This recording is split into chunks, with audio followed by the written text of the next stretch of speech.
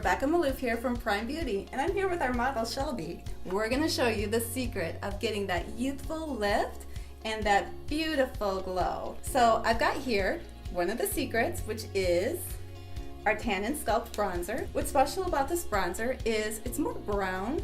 We don't have a hint of red or orange in this bronzer. So we're not getting the terracotta bronze. We're just using it to make our cheeks lifted and pop. I've got a fan brush here, and the fan brush is phenomenal for getting right under the cheekbones. And if yours don't naturally pop as much as Shelby's do, they're gonna pop after this. And it's one fluid motion using the fan brush. I'm also going to bring this right up along Shelby's temples.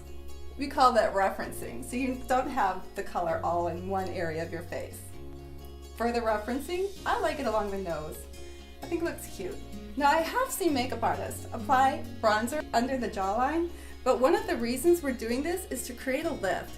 And some of us don't have a very strong jawline. By using the bronzer underneath, it really accentuates it. Makes it look kind of muddy. Our next special product is called Afterglow. It's got a little peach, a little gold, a little of everything good.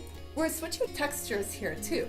Because our bronzer was matte, Afterglow has a glow to it. Just gonna use my fingers and apply this directly along Shelby's cheekbones. So now we're introducing glow. I am going little by little because we want glow, not necessarily laughing blush. All right, so we've got that lift, we've got that natural blush. It's really easy and everything looks beautiful. Best of all, it's gonna stay all day.